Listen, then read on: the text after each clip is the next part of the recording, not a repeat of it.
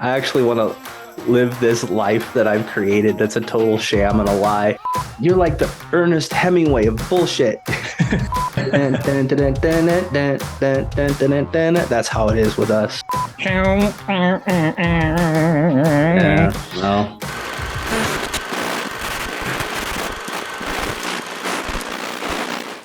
Let's talk about HouseSitter. Yeah, HouseSitters, starring Steve Martin and Goldie Hawn. And directed by Frank Oz. Yeah, so this is all great stuff, which is why I'm kind of miffed that I don't really remember this. And so it's definitely overlooked for me. See, I was questioning that because I don't think this is an overlooked film. I think people know about this film. Do they? Yeah, I think so. Okay, because I don't, and we watched it for this, review. I don't think I've ever watched it. I've never watched it, but I knew of it. Like I'm sure I'd at least seen the trailer. Well, it's overlooked for me. Okay. So we're going to say it's overlooked. Plus, it's a request from our friend and supporter, Karen. Mm-hmm. And if she wants a request, she gets one. So HouseSitters it is. That's the rules. You dip into the busker jar. You get to pick the movie that we look at. Yeah, she's the busker. She's like the lady in Seattle who's walking to work and you're sitting there jamming, but she thinks you're cool, so she throws in some dough every day, and then that's nice. And then as she passes by, she's throwing it in. You're like, "What's up, Karen?" Because you kind of know each other now. And she's like, "What's up? I got a request." You're like, "All right, what do you want to hear?" She's like, "Depeche Mode." And you're like, that's how it is with us. And that's how we ended up at HouseSitter. Yeah. So the film stars Steve Martin and Goldie Hawn. And basically what it is Steve Martin builds a house. He's an architect, and he proposes to his girlfriend at the time, played by Dana Delady. Dana is like, nah. So Steve Martin more or less abandons the house, and he goes back to the city in New York where he works, and he has a one-night stand with Goldie Hawn's character, Gwen. Yeah, she's a Hungarian waitress. Mm-hmm. And a not Hungarian waitress, and a compulsive liar, and not a compulsive liar, and kind of a traveling con lady. Yeah, pretty much. And so they have a one-night stand. Steve Martin ditches her before she wakes up in the morning, but she remembers his little story about the house that he doesn't use. So she decides to head out to the little town where it is and pretend to be his wife and take over the house and befriend his friends and family and his mom and his dad. Mm-hmm. Hey, she's making up stories about how they met, making up stories about their relationship, making up all the stories. Yeah. She's like, yeah, we met. I had a bandaged up head and he didn't even know what I looked like, but he wanted to marry me anyway. And the first time he ever actually saw my face was at our wedding and all. When the bandages were removed. And I like what Steve Martin says. This is my favorite line. He says of Goldie Hawn's character, Gwen, "You're so good. You're like the Ernest Hemingway of bullshit." She is. Yep. Yeah, she's spinning all these crazy stories, right? And he's just going along with it. And then so he comes back and he's like, "Whoa, what are you doing here? This is nuts. You need to get out of here." But then he realizes the gal he likes that denied him, his old girlfriend, she's like kind of into him now because she thinks he's such a great guy. And Goldie's like, yeah, he got promoted at work, like all this great stuff. And he's such a great guy. And now she's starting to like him again. So Steve Martin wants to keep Goldie around because it's like kind of like, yeah, it's working out, like making this chick like me that I love, like me again. Yeah. Because you know how it is. You want what you can't have. So as soon as she's like, oh, he's married to this new girl, I like him now. Mm. It's true. Plus, she's really good at spinning stories up about how great this guy is, even though it's all untrue, right? It's totally untrue. But then, I don't know, maybe they even start to kind of believe their own bullshit, You can do that. People can do that. They start making stories. They go all Steven Seagal about how they're all this craziness, and then they start believing their own bullshit. Well, and that's the thing about this is because you're watching, you're like, come on, people can't be believing this. People can't, this is just such crap, right? But then you see stuff in the news about some things that people fall for. And it's like, I just recently read one about a girl who fell for a guy who convinced her that he was Russian on the International Space Station. And he needed the Japanese lady. Yes. Did you see that article? Yeah, the Japanese old lady. And Yeah. he needed $30,000 to get back to Earth. Yeah. Yeah. And she fell for it, gave him 30,000. And then when he wanted more, she's like, oh, I think something's not right here. And it's like, yeah, you just gave $30,000 to a guy who said he's stranded on the International Space Station. Yeah. Well, people believe stuff, man. That's what I'm saying. People are pretty credulous. Yeah. So when you see some of this stuff in the film and you're like, come on, nobody's going to fall for that. People do. People do. Mm-hmm. You know, I was thinking the same thing. I'm like, this is all baloney. But then I'm thinking, well, wait a minute. People fall for some stuff. Yeah, that's true. But it is kind of funny because Goldie Hawn's character, Gwen's just really good at it, just laying on the cheese, right? And he gets a promotion. Like all of her lies are actually really like benefiting this guy. So he's keeping her around in his house, which that house, by the way, was built for this movie. In Concord, Massachusetts. And then instantly torn down after the movie wrapped? Yeah. We're done with it. Tear it down. Man, maybe they should have gave it to some homeless folks. Yeah. I thought it was funny that I don't know if that's true, actually, if they did tear it down, by the way. They did. Oh, did they? Okay. You knew that. No. I just figured it up all Goldie Hawn style, but you were right. Oh, okay. See, I said it with conviction. That's right. You do. You say it with conviction and it becomes true, right? Yeah, exactly. Yeah, and it's got a good supporting cast too. I mean, Donald Moffat plays the father. He's pretty well known. Peter McNichol, who kind of got famous from Ally McBeal. He was one of the main characters on that, and he's done a few random things as well. But so it's got a pretty good supporting cast that pops in around it as well. Yeah, I like the people who played the homeless. She goes and gets like her homeless friends. He's like, hey, I got a job for you. Come play my parents at this reception. And the guy's getting sloshed, making up Navy stories. Back in Midway. Yeah, what are you calling me a liar? And then they start fighting as if they're married. Everybody is.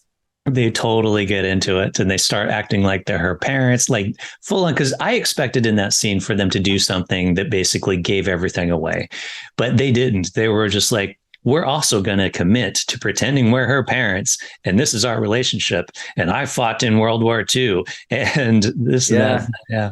But Goldie's character, Gwen, starts to like feel like, wow, this is kind of like, wouldn't it be nice to actually be married and living in a house that someone actually built just for me and having some cool parents and living in a town where people like me. And she starts getting kind of like, I don't actually want to. I actually want to live this life that I've created. That's a total sham and a lie. Mm-hmm. Yeah, which, I mean, it's a romantic comedy. Of course, it's going to be a bit cliche in certain areas where like, who gets together with who, and you always got to like start off disliking. We've talked about this before on rom-coms. Well, she's the manic pixie. Yep, exactly.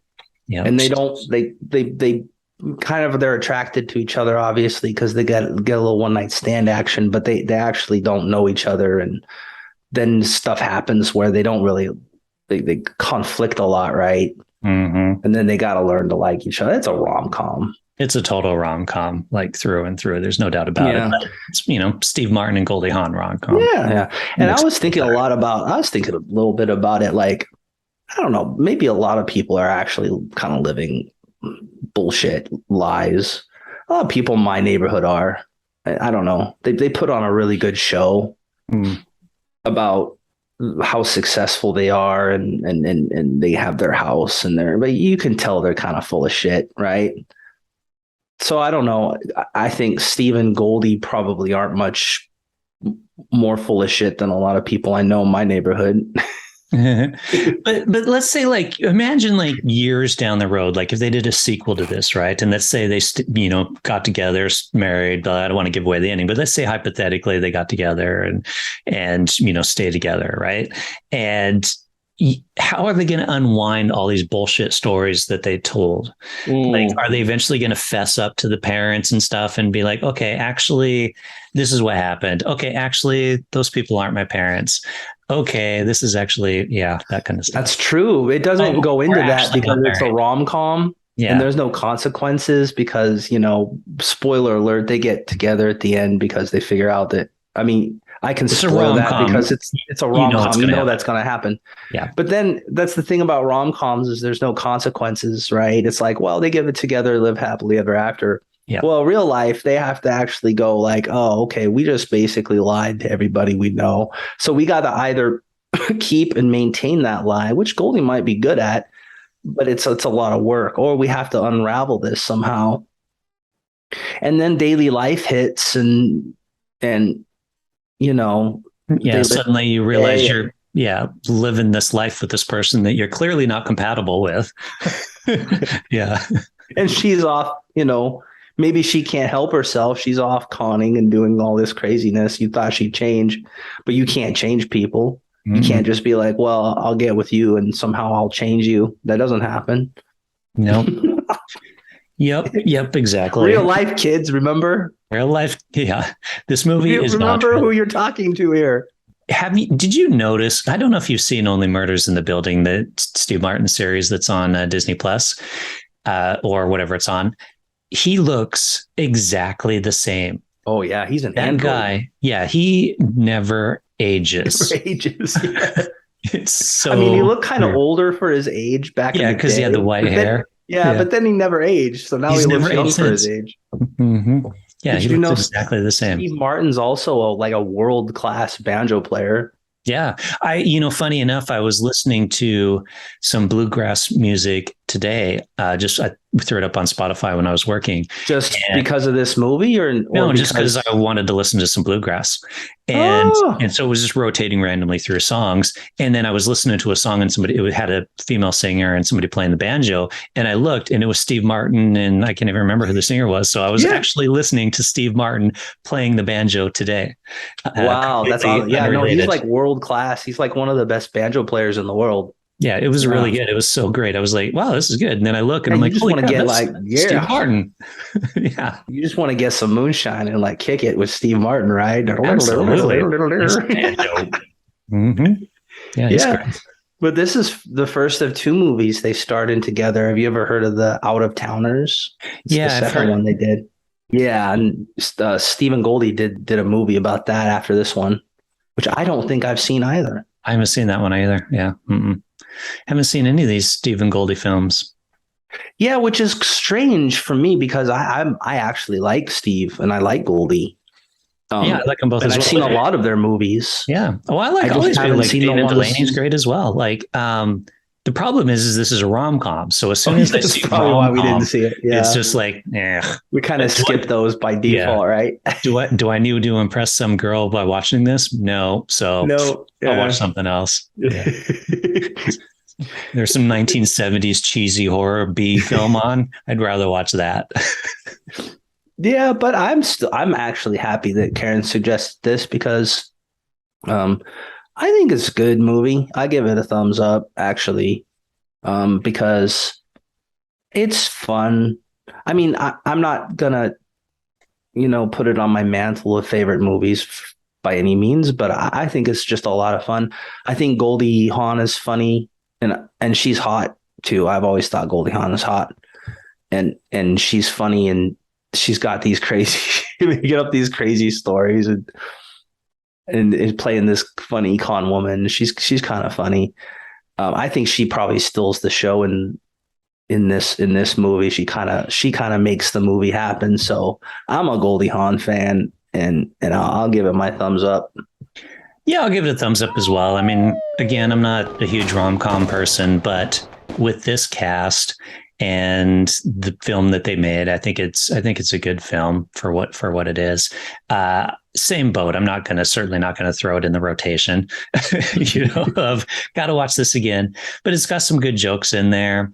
It was fun to watch them, and with that cast, you can't go wrong. I mean, I guess you could go wrong, but they didn't in this case.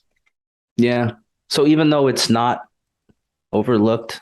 We think it is. It might be overlooked.